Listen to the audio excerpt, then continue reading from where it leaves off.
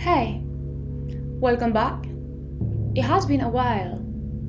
My name is Extravaganza Grotesca, and I'm here to tell you another true crime horror story.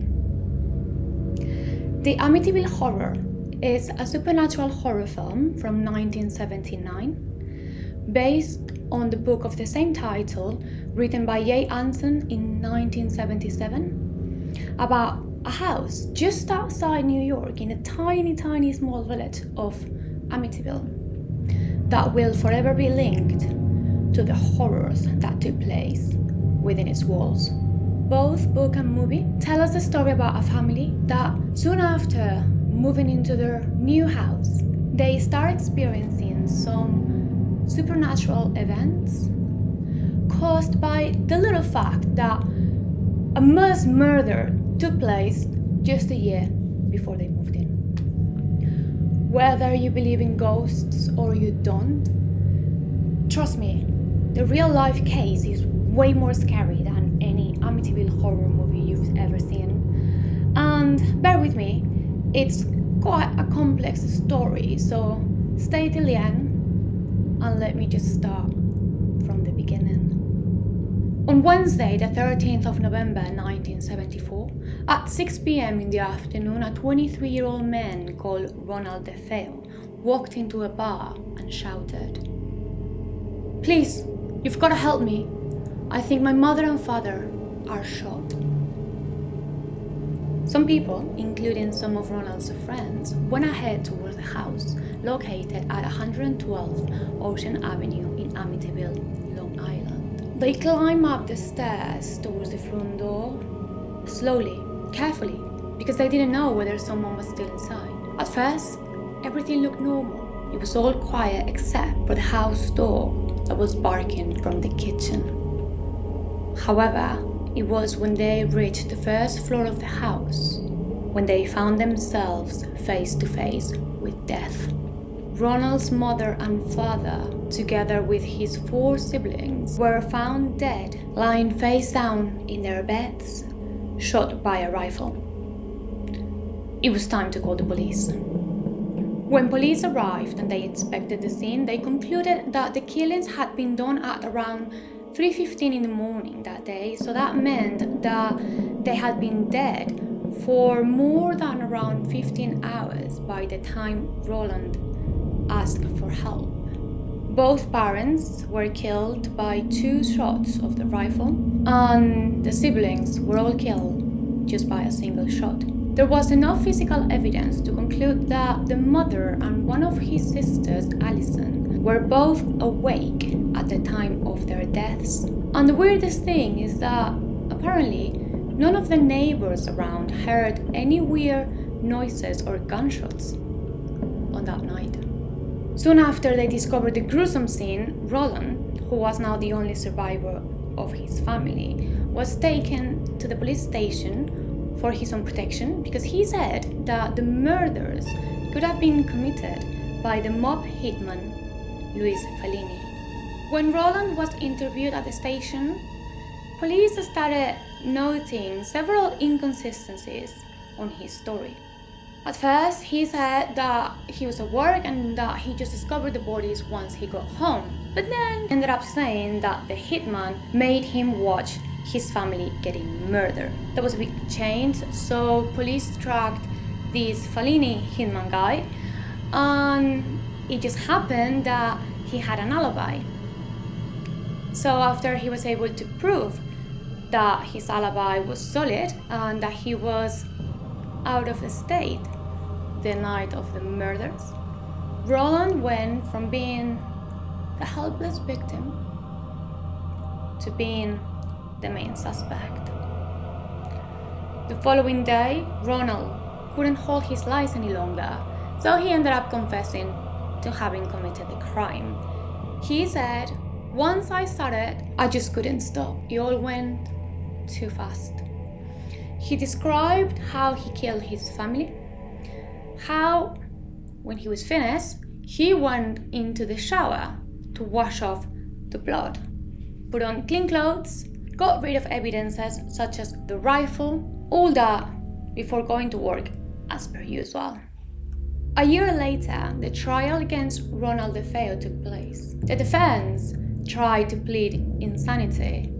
Roland said that he killed his family because he had these voices in his head telling him to do so. Obviously, it didn't work. The prosecution were able to prove that he was fully aware of his actions at the time of the killings, despite the fact that he was a drug user and he had an antisocial personality disorder. In the end, Roland was found guilty of 6 counts of second-degree murder and was sentenced to 6 sentences of 25 years to life in prison. Case closed. Ronald died on the 12th of March of this year, in 2021, and the cause of his death is yet to be disclosed. So this is the end of the official part of the story. Nevertheless, here's when things get interesting.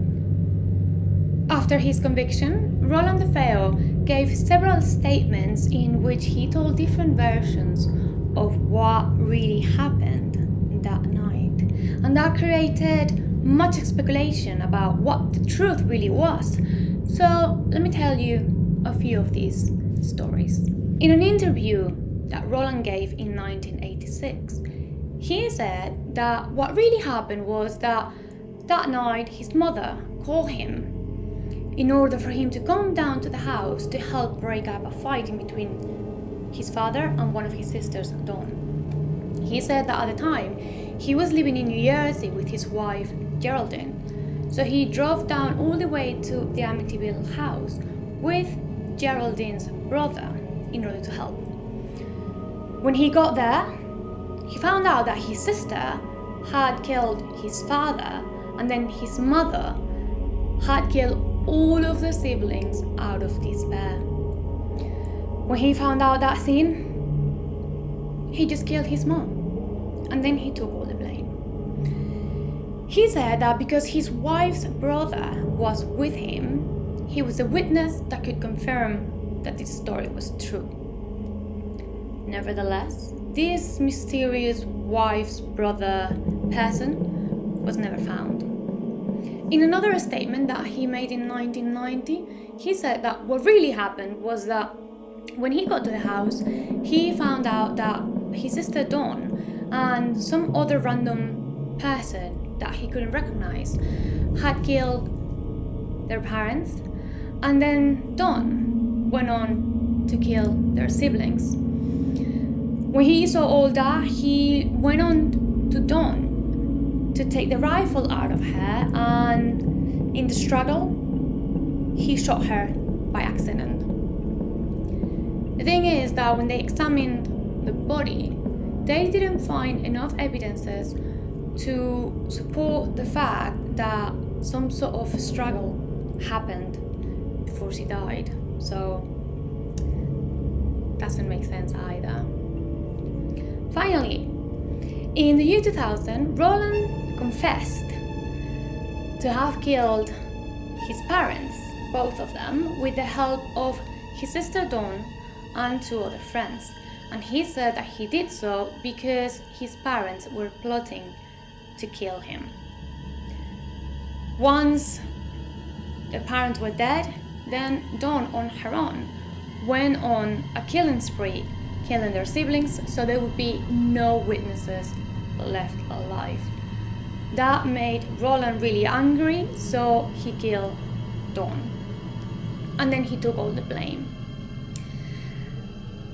Again, these 2 mysterious friends' names were never known, so there was no way to check whether this story could be real or not.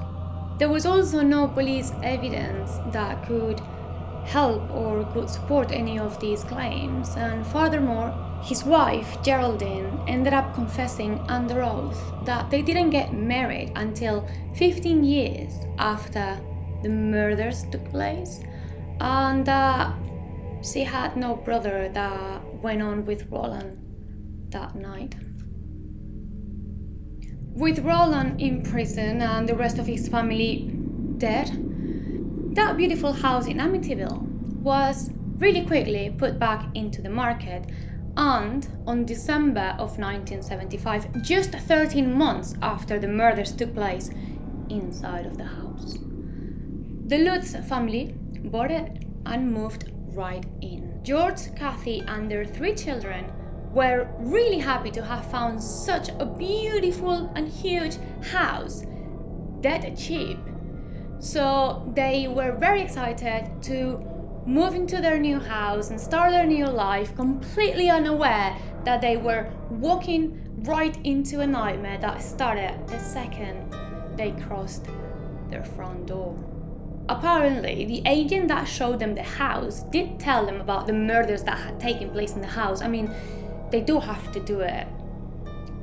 On the day they moved in, they called in a Catholic priest that they knew to get him to come down and bless the house, just in case. So he came in and started doing his thing with holy water and all that jazz, and when he went into the former room of the 2 DeFeo's little children, the 2 small boys, apparently he heard the boys that said, "Get out." The priest, I bet he was feeling really uneasy, so he decided not to tell the Lutz because he didn't want to ruin the moving date. So he just advised them not to use that room as a bedroom, but instead use it as something else, which they did, and they turned that bedroom into a sewing room. Soon after this, the priest got mysteriously ill, and at the same time, that's when the paranormal events started happening in the house. They claim to have seen a demonic-like figure, creature, something like that, with glowing red eyes that ended up becoming the daughter's imaginary friend. And they said that they could hear sounds coming out of nowhere and doors slamming in the middle of the night, and the usual paranormal events that you would expect from a proper haunted house. The thing is that it escalated, and George Lutz claimed that one night he saw his wife turn into a wrinkly old lady. I bet that was creepy. And the following night he saw her levitating on top of the bed, and that he would wake up at 3:15 a.m. every night and just sit in front of the fireplace for hours. Let me remind you that 3:15 a.m. was the time around the DeFeo's family was killed. Coincidence? So yeah, with all that green slime coming down the walls, and I don't know, some Photoshop smoke surrounding upside down crucifixes, they decided that they had enough, and only 28 days after they moved in, they moved back out, never to come back.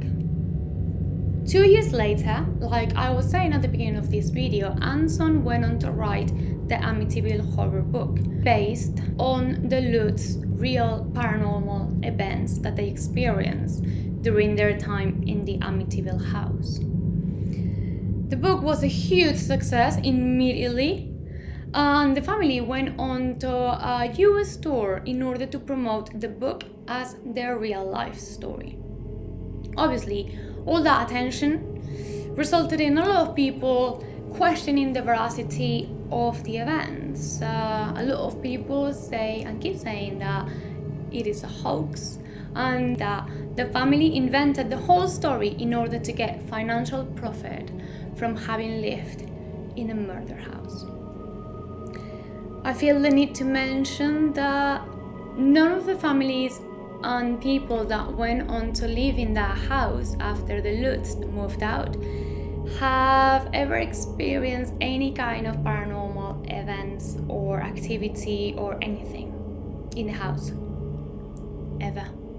What is unquestionable though is that the infamous haunted house ghost story, creepy curse family topic is something we all love, and it doesn't really matter whether the whole thing is true or it isn't, we all keep craving anything Amityville related. Guilty. But, can't blame me. It's a good story.